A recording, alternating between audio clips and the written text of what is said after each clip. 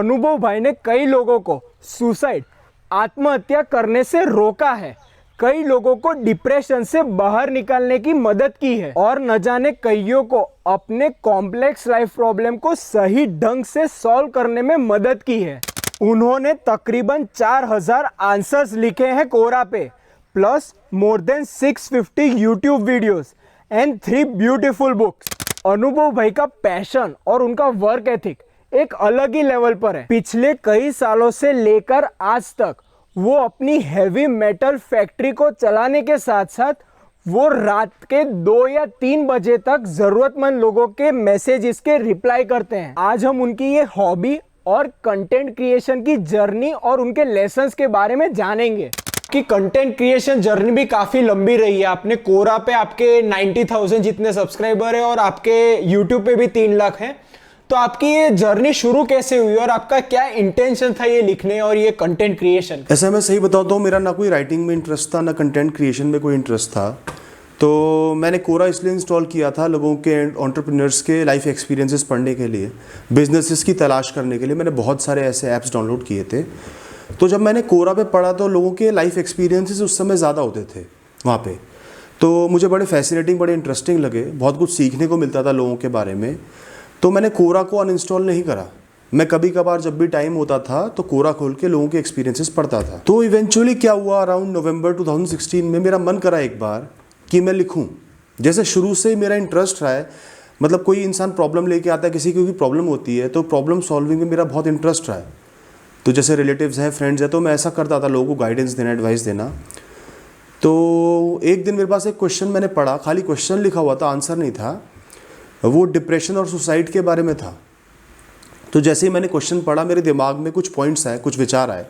मेरे दिमाग में अक्सर विचार चलते रहते हैं, तो उस समय कुछ विचार आए, मन करा कि शेयर करो। फिर मैंने सोचा यार क्या फ़ायदा, इतने सारे एक्सपर्ट्स बैठे हैं, ये मेरी पोस्ट तो खो जाएगी, कोई भी नहीं पढ़ेगा। तो मेरी आदत है कि मैं कोशिश करने के लिए ना रिजल्ट्स को इवैल्यूएट नहीं करता। तो मेरे मन में आया कि लिखो, तो मैंने कहा चल लिख देते हैं यार, क्या जाएगा, कुछ मिनट लिख देता हूँ, ख़त्म हो जाएगा। तो मैंने एक पोस्ट लिखा, ज़्यादा बड़ा नहीं था। तो उस पर कुछ एक व्यूज़ आए थे, 8-10 व्यूज़ आए थे, मुझे ध्यान है। तो मुझे अच्छा लगा कि यार किसी ने तो पढ़ा, एक्सपेक्टेशंस कोई थी नहीं, 8-10 लोगों ने भी पढ़ा, मुझे लगा शायद किसी की हेल्प हो गई हो, तो अच्छा लगा। इस तरीके से मैंने फिर लिखना शुरू किया थोड़ा थोड़ा, जब भी टाइम मिलता। तो जैसे MBA के बारे में, करियर के बारे में, सुसाइड, डिप्रेशन के बारे में मैंने लिखना शुरू करा। तो अब वहाँ शुरू में ही लोगों को मेरा कंटेंट पसंद आने लगा। जैसे मैं तो खाली शौक़ के लिए लिखता था, तो शुरू से कुछ लोग मुझे फॉलो करने लगे, उनको मेरा कंटेंट पसंद आता था, मैसेजेस आते थे। तो उससे मुझे और मोटिवेशन मिला, प्रोत्साहन मिला कि नहीं यार लिखते हैं। तो इस तरीके से धीरे धीरे लिखते गया। जो मुझे प्यार करने वाले, पसंद करने वाले लोग थे वो बढ़ते गए और मेरा इंटरेस्ट बनता गया। मन में विचार तो मेरे हमेशा ही चलते रहते हैं, 24 घंटे चलते रहते हैं, बहुत सारे विचार। तो उन इमोशंस को अनलोड करने का एक ज़रिया मिल गया, वो था कोरा। तो इसलिए मैं लिखता चला गया और विचारों की कोई कमी नहीं हुई। तो राइटिंग मैंने ऐसे शुरू करी। फिर जब मैंने कुछ साल तक लिखता रहा, हज़ारों पोस्ट लिखे, स्टोरीज़ लिखी, अपने एनेक्डोट शेयर करे, तो इवेंचुअली मेरा मन किया कि यार एक बुक लिख देता हूँ। कोई उसका कमर्शियल रीज़न नहीं था, बस एक मन में एक ये होना चाहिए मैं, हाँ मैंने एक बुक लिखी है। इस कारण से मैंने सोचा एक बुक लिख देता हूँ। कंटेंट मेरे पास था ही ज़्यादातर, कुछ स्टोरीज़ मैंने खुद लिखी। तो मैंने एक बुक लिख दी शॉर्ट स्टोरीज़ पे, जिनके साथ साथ मॉरल वैल्यूज़ भी थी, मॉरल्स भी थे उन स्टोरीज़ में। तो वो भी अच्छा लगा, लोगों ने अप्रिशिएट किया। तो इस तरीके से लिखना मेरा ऐसे चालू हुआ और फिर वो अभी तक चल रहा है। डेली मैं अभी भी लिखता हूँ।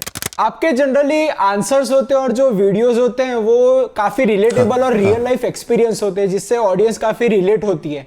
तो आपको मतलब कोरा में तो सब बड़े भाई मानते हो और बहुत लोग आपको DM भी करते होंगे, मतलब हेल्प का आपकी मांगते होंगे। तो कैसे कैसे लोग आपको मिलते हैं और क्या क्या उनकी परेशानियां आपसे शेयर करते हैं और आप उनसे क्या मतलब उनकी परेशानी कैसे सुलझाते हो? आज सालों हो गए, कई साल से मेरे पास बहुत सारे DMs आ रहे हैं। तो अक्सर मैं रात को 10 से 11 बजे चालू करता हूँ पढ़ना और रात को 2-3 बजे तक पढ़ता रहता हूँ, आंसर्स देता रहता हूँ DMs के। तो स्टार्टिंग से ही एक तो सुसाइडल लोगों के आते हैं मैसेज, क्योंकि अक्सर क्या होता है, वैसे तो मैं हमेशा कहता हूँ अगर आपको सुसाइडल महसूस हो रहा है आप इमीडिएटली साइकेट्रिस्ट के पास जाओ, प्रॉपर इलाज कराओ, वो फीलिंग ढल जाएगी, सही हो जाएगी। बट जो भी लोग आते हैं वो पहले ही मेंशन कर देते हैं कि मैं किसी रीज़न की वजह से साइकेट्रिस्ट के पास नहीं जा सकता, चाहे पैसा नहीं है या आसपास कोई है नहीं या पेरेंट्स को नहीं बता पा रहा, जो भी रीज़न है वो कहते हैं कि आप मुझे सोल्यूशन दो। अब उसमें मैं कोई प्रोफेशनल तो हूँ नहीं, तो मैं एज अ भाई, एक भाई की तरह उनको समझाता हूँ। तो उसमें भी क्या दिक्कत आती है, जैसे जो इंसान सुसाइडल होता है ना, वो एक बार में बात को नहीं समझता, एक बात को 5 बार 10 बार 15 बार समझाना पड़ता है अलग अलग तरीके से, तब जाके वो जो मोमेंट्री बिल्डअप होता है इमोशंस का, वो थोड़ा सा डाउन होता है, इंसान को लगता है नई लाइफ सही हो सकती है, एक्सेप्टेंस आती है थोड़ी सी। तो एक तो ये बहुत, मैं हमेशा ऐसे मैसेजेस को प्रायोरिटी पे रखता हूँ। आज मेरे पास बहुत सारे मैसेज आते हैं, मैं सारे देख भी नहीं सकता, बट सुसाइडल मैसेजेस हैं या कोई बहुत डिप्रेशन में, वो प्रायोरिटी पे रहते हैं। तो सबसे पहली बात, ऐसा कोई इंसान अगर ये वीडियो देख रहा है, मैं उसको ये बोलूँगा कि यार पूरी ज़िंदगी आपके पास है, पूरा जीवन है, कोई एक बड़ा हादसा आपके जीवन को डिफाइन नहीं कर सकता, डिस्ट्रॉय नहीं कर सकता, कोई एक फेलियर आपको डिस्ट्रॉय नहीं कर सकता।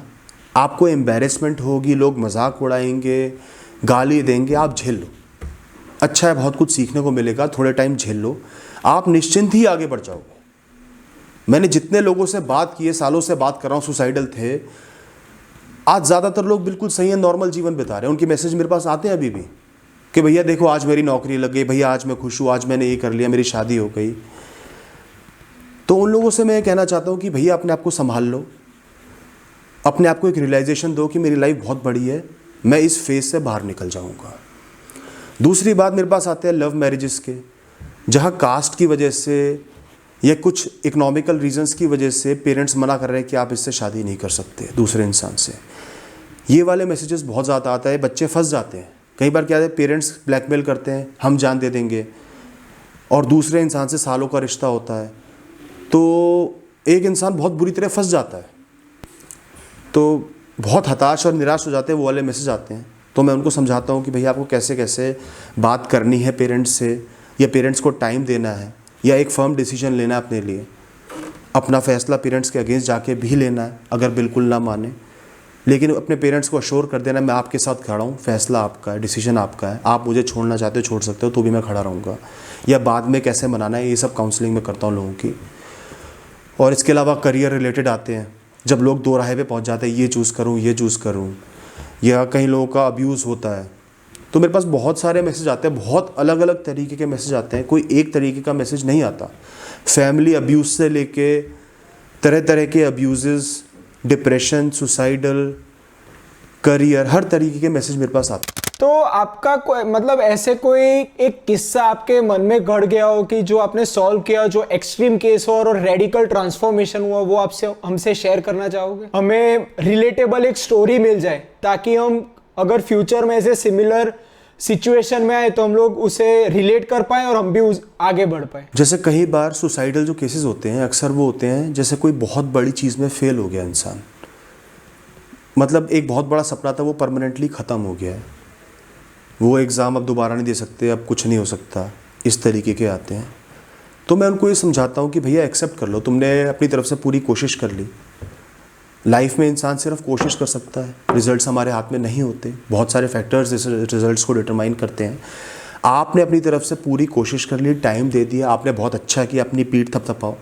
हर इंसान के अंदर इतने गट्स नहीं होते कि अपने सपनों के लिए कोशिश करें, और अब आप आगे बढ़ो, जीवन को नए सिरे से चालू करो। समझो पुराना जीवन ख़त्म हो गया है, किसी का एक्सीडेंट हो जाता है, सालों साल बिस्तर पे पड़े रहता है, और बाई चांस वो सही हो जाता है, तो भी तो नए सिरे से जीवन को चालू करते हैं और थैंकफुल भी होते हैं। तो आप सोचो ये एक एक्सीडेंट की तरह ये फेज़ ख़त्म हो गया है। जैसे किसी का लवर छोड़ जाता है, बहुत सारे सुसाइडल केसेस ऐसे होते हैं, 8 साल 10 साल का रिलेशनशिप है, अचानक से लवर ने ब्लॉक कर दिया, ये कह दिया मेरे माँ बाप नहीं मानेंगे, जो भी रीज़न हो, एकदम से छोड़ के चले गए। इतनी ज़्यादा अटैचमेंट, इतना ज़्यादा प्यार होता है कि वो इंसान बिल्कुल फंस जाता है, मतलब सीवियर डिप्रेशन भी हो जाता है, जहाँ दिमाग बहुत कम काम करता है लोगों का। ऐसे भी केसेस होते हैं, सुसाइडल तो बहुत होते ही हैं। तो मैं उनको ये समझाता हूँ, यार आप अपनी तरफ से सही थे, आपने एक इंसान को जेन्युइनली प्यार किया, इसलिए ही आपके साथ इतना बुरा हो रहा है। आप जेन्युइन थे, आप सही थे। अगर आपके साथ एक फ्रॉड ही हो गया, धोखा हो गया, कोई इंसान चोरी करके आपको किसी ने मार दिया, तो आप क्या कर सकते हो? आपकी क्या गलती है?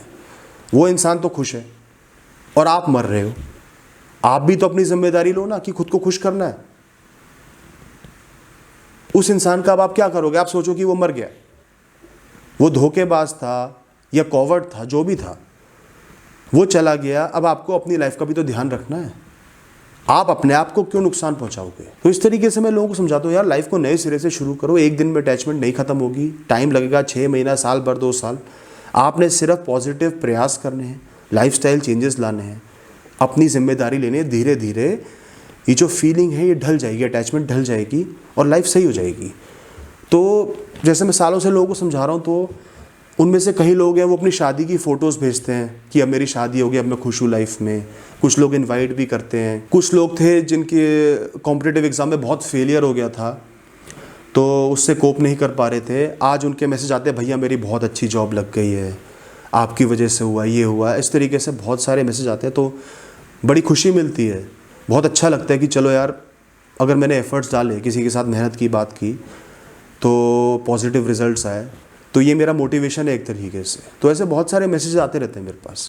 तो आपके इंस्पिरेशन कौन है? मतलब आप किनको ऊपर ऐसे देखते हो? जैसे हम लोग तो आपको मतलब अनुभव भैया जैसे हम लोग आपको कंसल्ट करते हैं, तो आप मतलब जब भी परेशान होते हो या तो हताश हो जाते हो, तो आप किसे मतलब पढ़ते हो, देखते हो या सुनते हो? मैं सही बताऊं तो आपको शायद लगे कि मेरे अंदर ईगो है, बट मेरा जो लाइफ जीने का तरीका थोड़ा सा अलग है।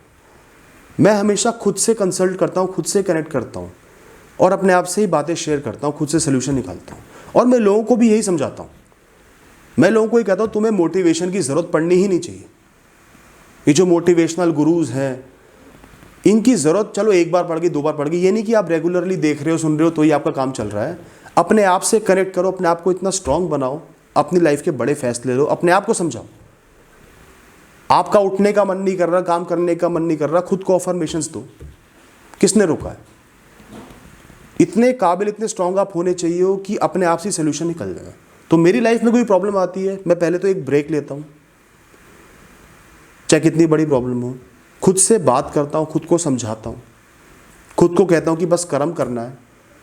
वर्स्ट से वर्स्ट क्या होगा वो एक्सेप्ट कर लेता हूँ। एक सिचुएशन 20% खराब है, मैं सोचता हूँ 100% खराब हो जाएगी, तो मैं क्या करूँगा? एक प्लान भी बना लेता हूँ और सोचता हूँ कि चलो वो तो मैं कर ही लूँगा, कुछ ना कुछ तो हो ही जाएगा। ये सोच के फिर अपने काम करता रहता हूँ, अपने माइंड को फ्री कर लेता हूँ एक्सपेक्टेशन से, और वर्स्ट जो होता है उसको अज्यूम कर लेता हूँ। फिर अपने आप को समझाता हूँ, अब चल स्टार्ट कर दे, शुरू हो जा। ज़्यादातर मैं यही करता हूँ। बाकी मेरे पास मेरी फैमिली का सपोर्ट तो है ही, मेरे पेरेंट्स हैं, मेरी वाइफ है, उनका सपोर्ट हमेशा रहता ही है। तो अनुभव भाई, आपने 3 बुक्स लिखी है, तो उसके बारे में हमें थोड़ा जिस्ट में बता दे, तो आके हमें उसका आइडिया आ जाए, थोड़ा कॉन्सेप्ट। तो जो मेरी पहली बुक है, फर्स्ट बुक है, उसमें ज़्यादातर शॉर्ट स्टोरीज़ हैं, क्योंकि मैं शॉर्ट स्टोरीज़ लिखता हूँ। एक्चुअली क्या होता है, लोगों को आपको कोई चीज़ समझानी है उनके फ़ायदे की, तो आप खाली एक स्टेटमेंट बोल दोगे, कोई नहीं समझेगा, वो दिमाग में घुसती ही नहीं है। तो हमें एक रीज़न देना पड़ता है, एक ऐसी बात समझानी पड़ती है जो बहुत सिंपल है, जिसके ज़रिए एक इंसान को वो जो मेन जिस्ट है, मॉरल है, वो समझ में आ जाए। तो इसलिए जब भी मैं समझाता हूँ किसी को, तो ज़्यादातर शॉर्ट स्टोरी लिख देता हूँ या अपनी लाइफ का एनेक्डोट दे देता हूँ। तो ऐसी वो शॉर्ट स्टोरीज़ की मैंने एक बुक बना दी, जो फर्स्ट बुक थी। उसमें छोटी छोटी स्टोरीज़ हैं और उनके साथ मॉरल्स हैं कि लाइफ को कैसे जीना चाहिए, क्या करना चाहिए एक सिचुएशन में अगर आप फंस जाओ। सेकंड बुक है, उसमें भी अपनी लाइफ के एक्सपीरियंसेस और एनेक्डोट शेयर किए हैं, शॉर्ट स्टोरीज शेयर किए हैं प्रॉब्लम सॉल्विंग पर। और जो थर्ड बुक है, उसमें मैंने 3 स्टोरीज़ लिखी हैं। जो लास्ट ईयर लॉकडाउन हुआ था, तो उस समय मैं थोड़ा फ्री था, तो मैंने थोड़ी लंबी स्टोरीज़ लिखी। तो उनमें लाइफ के अलग अलग स्पेक्ट्रम्स को दिखाया हुआ है, सिचुएशंस को दर्शाया हुआ है। वो 3 स्टोरीज़ हैं उस तीसरी बुक में। उसके अलावा मेरे पास अभी 6-7 ड्राफ्ट पड़े हुए हैं लैपटॉप पे, जो बिल्कुल ऑलमोस्ट रेडी हैं। मतलब एक हफ्ते में मैं पूरी एक बुक पब्लिश कर सकता हूँ, बट मेरे पास 1 सेकंड का भी टाइम नहीं है। बिजनेस, फिर यूट्यूब, फिर कोरा, फिर रात को रिप्लाईज देने में, संडे भी फ्री नहीं है, आपको पता है। तो वो बुक्स ऐसी ही पड़ी हुई है ड्राफ्ट्स में, कभी टाइम मिला तो ज़रूर पब्लिश करूँगा।